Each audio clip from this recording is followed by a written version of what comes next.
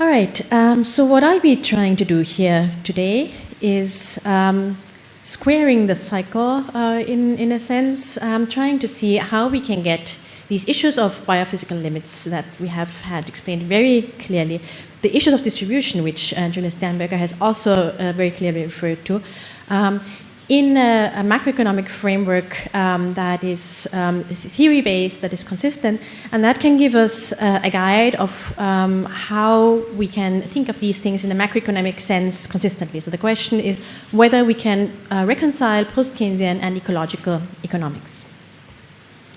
All right, a brief storyline of my talk today. First, I'll be talking about the problem, the required speed of transition, that has already, I think, been made very clear by my two previous speakers. The growth imperative under capitalism, which I think Julia Sternberger has alluded to, but not expounded in too much detail. The issue of distribution, which in my view is key to the question of how we can move forward in addressing climate problem, including, I think I will add here a little, the distribution of gender. Then I'll talk about how to think or not to think about it in neoclassical economics, national accounting, and the question of whether post-Keynesian theory and ecological economics are compatible. And then a very brief end on what to do to aspects of achieving possible transition to a sustainable economy, politics of power, and policy proposals that post-Keynesian and hopefully also ecological economists would assign to. All right, let me start by stating that I will actually be very narrow in my focus. We have multiple crises, ecological crises, social crisis, currently still a health crisis, which looks poised to become worse again, at least here in Europe, and an economic crisis, depending on how we define it. All of these we will need to address simultaneously, and with regard to the ecological crisis, what I'm presuming here and not discussing, I'm certain that there's no climate change deniers in the room, but I will also not be discussing that global warming is human-made, but also that risks are already high at 1.5% and escalate beyond that. That is the scientific consensus by now as I read it, and that the Earth is largely uninhabitable at 6 degrees. With the ecological question, I'll be mostly focusing on CO2, so a much more narrow view, but I'm very much aware of that, and it should just be borne in mind that this is, in many cases, what we have data on. The same with economic. We often focus on growth, but of course, it's a much broader issue, and this should be thought of throughout my talk.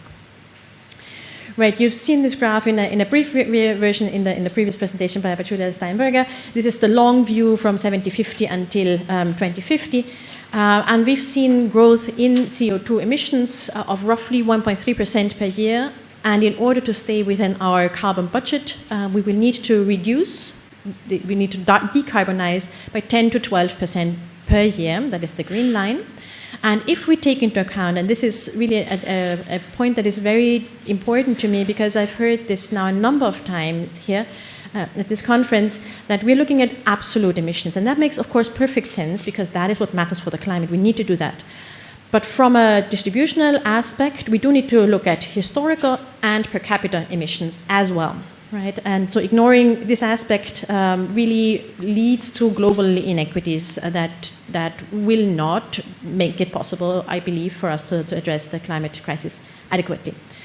So the red line, therefore, shows the speed, the increased speed in reduction if we take the higher historical emissions of high-income countries into account,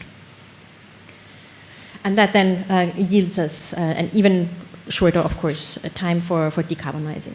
So the point is that we need to decarbonize at a speed that is really breakneck.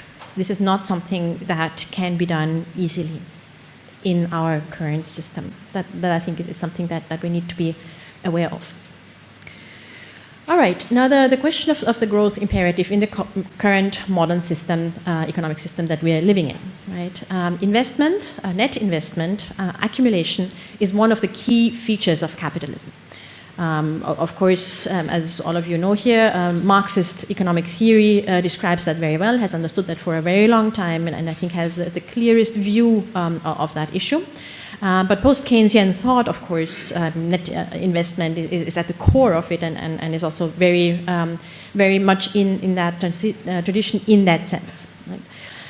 Now, what happens under capitalism is that competition forces companies to invest or else perish. Right? Under the threat of perishing, companies are forced to continue to invest. It's not a moral issue that they choose to be greedy. It is what the system requires of them.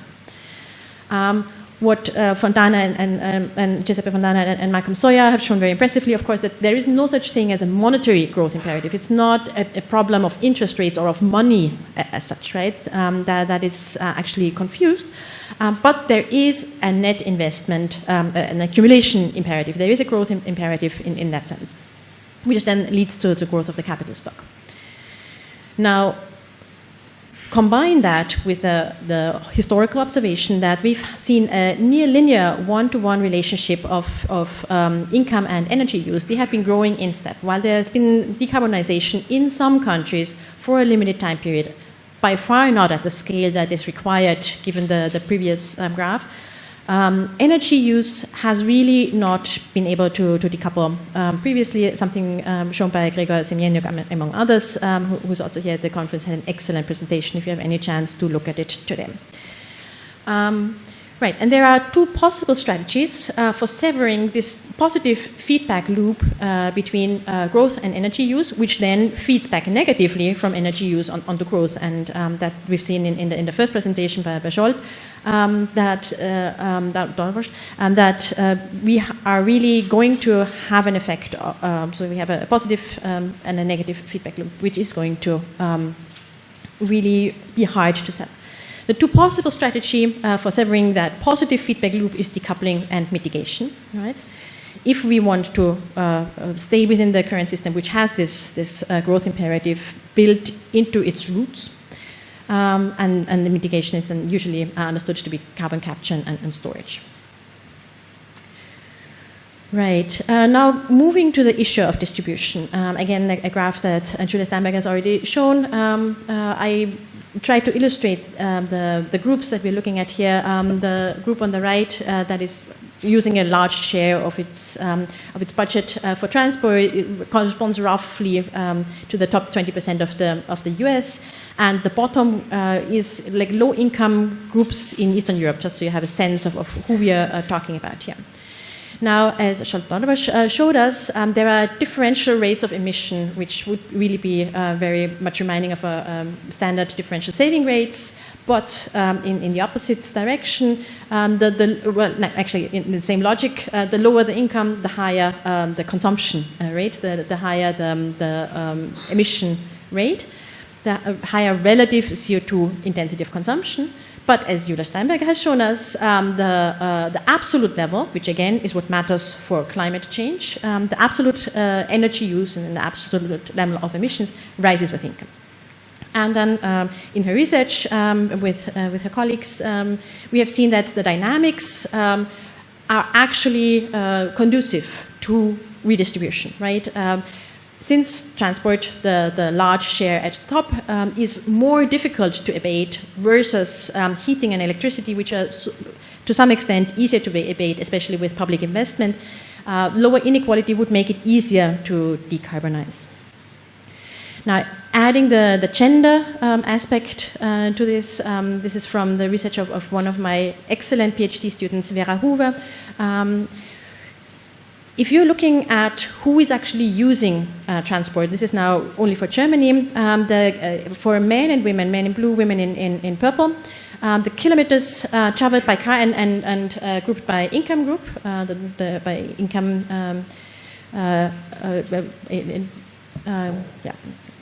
five income groups. So you see that men across all income groups travel more by car, more kilometers by car. Whereas on the right-hand side, you see that the number of care trips is higher for women, right? So on the one hand, so that there is this inequity that is generated by the transport system, that on the one hand men emit more CO2 on average within these income groups, whereas women have a need of making trips that is then especially difficult to decarbonize if you have transport systems that are radial in nature, right? That lead from the outskirts to the center and do not permit traveling across the periphery, right? In the center is where the jobs are, and the periphery is where the houses and the daycares are, bluntly put, right? And so this leads us already to think in the direction that Judith Steinberger has also shown us of what are the needs that we need to meet with our economy. All right, how not to think about it? Let's move to the theory. I am building a little bit of a straw man here, but it is not too big. Right? You all know Nordhaus, of course. It's in Toricum. The 6 degrees warming is going to lead to an 8.5% of income loss.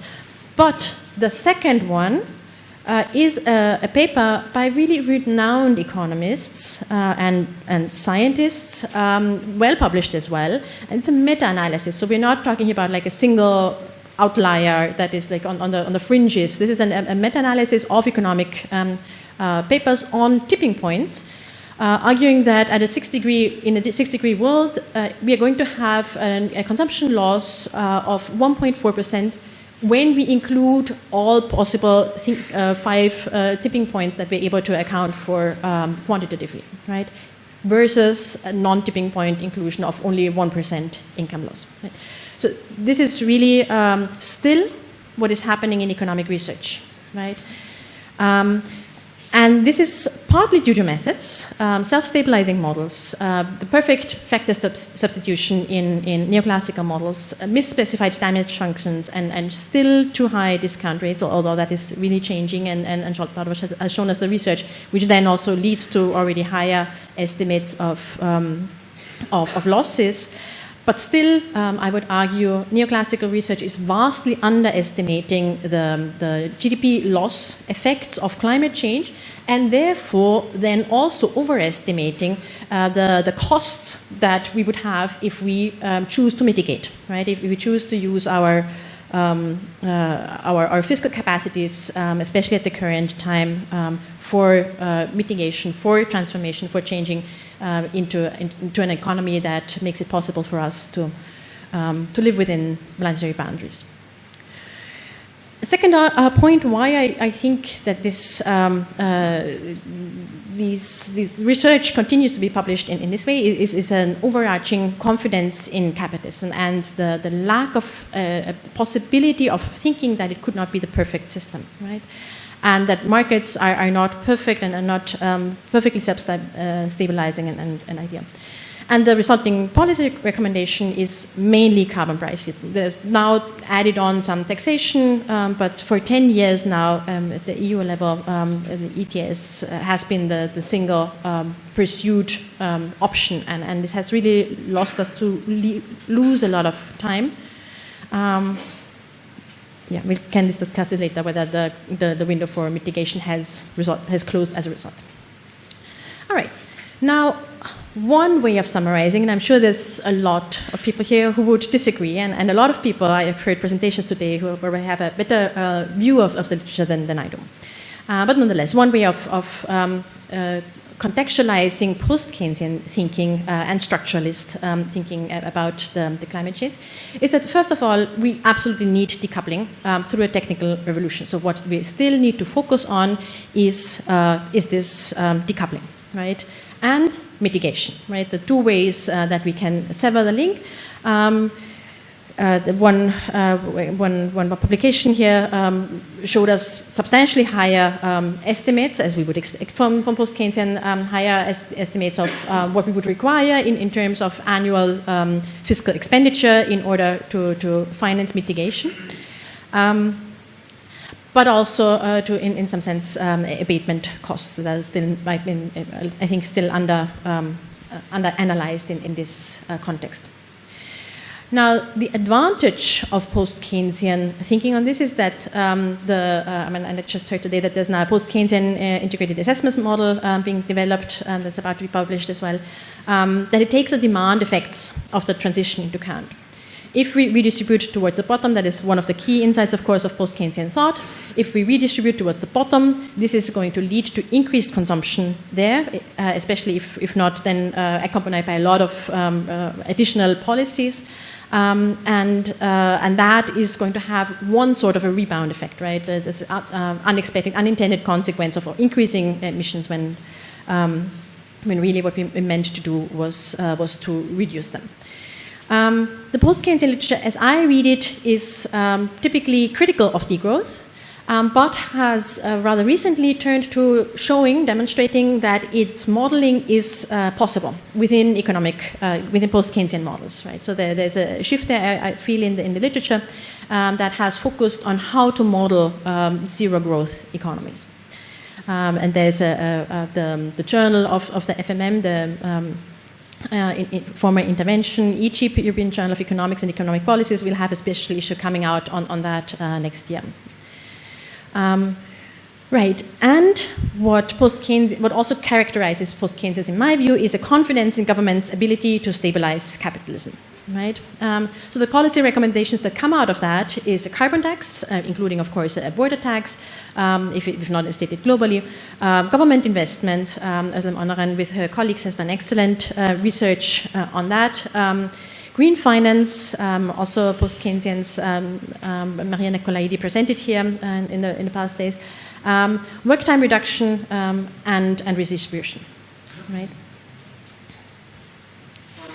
Now, the criticism that ecological economics levies how I would see it, at such a research agenda is that pure decoupling and mitigation is not going to get us where we need to be at this stage, at least. Right?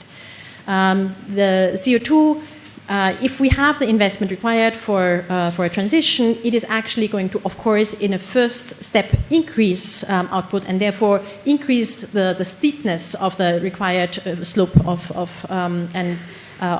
emission reductions. So with future growth, it's going to be even harder. And the higher, of course, is GDP growth, the higher the required rate of decoupling, which we're already at a global scale not reaching, definitely not at the speed required, nowhere near the speed required. For resource use, Hickel and Kallis have shown that there is no evidence for global decoupling, so far at least, and it worsens the north-south outcomes, especially when we take the space requirements into account, and it feeds further into an extractivist growth model, which we as post-Keynesian, of course, are quick to criticize in the first place. Right, and then there are massive technological leaps required, definitely for aviation, for concrete, but also for shipping and steel, and it's with all the confidence that most post-Keynesians would place into capitalism's ability to innovate. This is not what we're seeing so far, at least. Right? It's not impossible that this happens in the future, but it is not what is happening so far, ecological economics would claim. Right, regarding mitigation, the key criticisms that I see is that there are net negative emissions baked into the IPCC scenarios already. So everything that we are seeing already assumes that we are making massive technological leaps. Although these technologies are so far not viable, not technologically and not economically. Right. The quantities of CO2 that can be captured at this stage with the largest of these factories, or whatever one wants to call it, are minimal at this stage. Right? And it might also require, depending on the technology, burning large quantities of biomass. So this, of course, then has risk for biodiversity, inequality regarding land use and food security. So linking back to the extractivist model. All right, one way, or an alternative way of thinking about it is through national accounts. And I'm always surprised that while we're looking at production and consumption in discussing CO2 emissions, what we're not looking at is distribution. And this is something that should actually come naturally to us as post-Keynesians, that the division of the income generated through the use of CO2, through the emission of CO2, is allocated to different groups in society.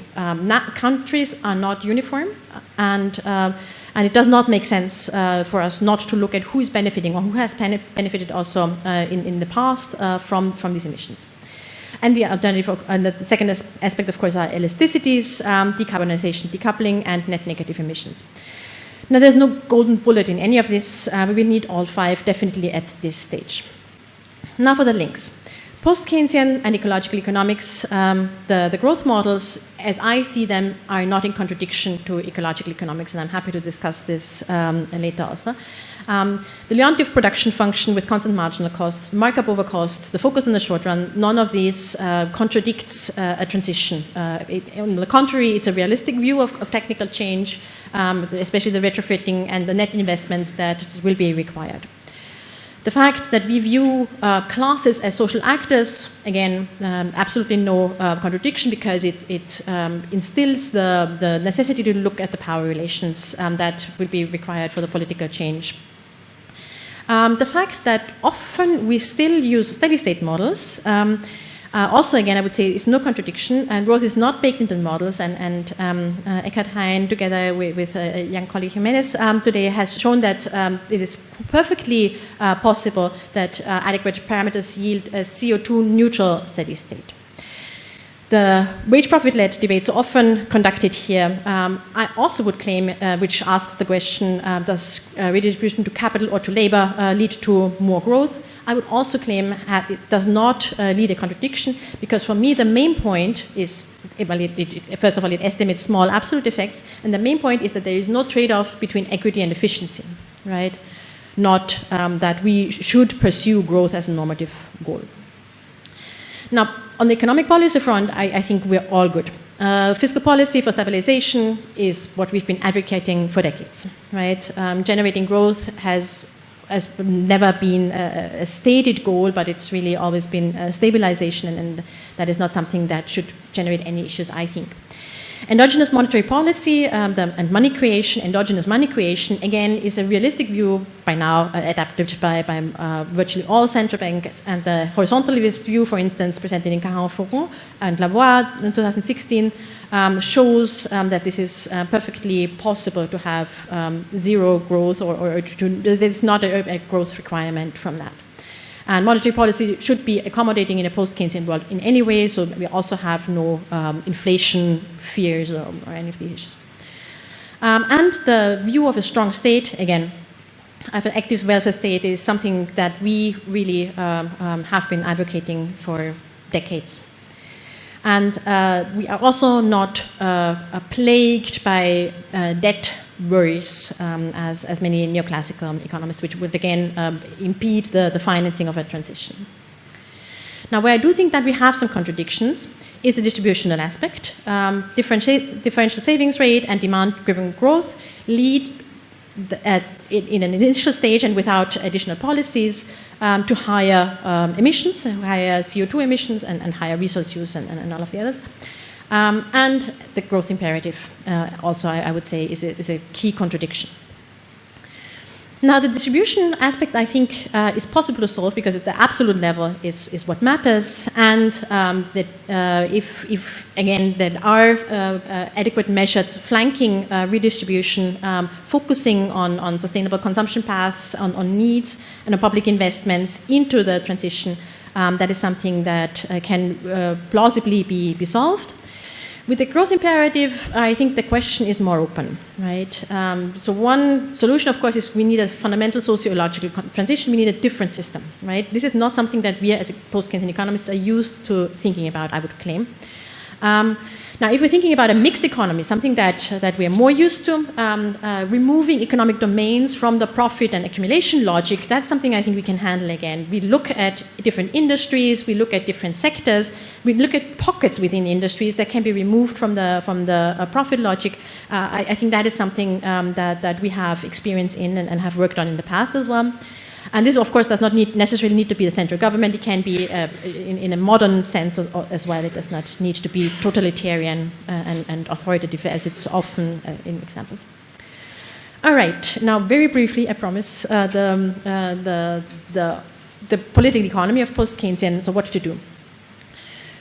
I think we completely agree with ecological economics that power, political power, is the main obstacle to allow us to live on this planet. This is just simply something that we are seeing again and again, that we are not able to overcome even for the most minimal changes. A wealth tax that does not even reduce inequality, we're not able to institute it in a vast majority of countries. Right? We are failing on a basic level in shifting political power. So ideas to tax the rich and then transfer that for carbon mitigation are great as ideas, but on the political ground level, we are not getting there, right? So I did not actually know that Steinberger was going to present it like this, but my two conclusions here is first, pressure from below through activists, pressure ex cathedra by scientists, and I would add to that then strategic coalitions. I think that fractions of capital, for instance in renewables, have the ability to shift the balance of power within the state, something we saw in the US with the New Deal, and I think that is something that we need to think about. So I'm not going to state my conclusions because I think I'm hopelessly over time. But you can see them here.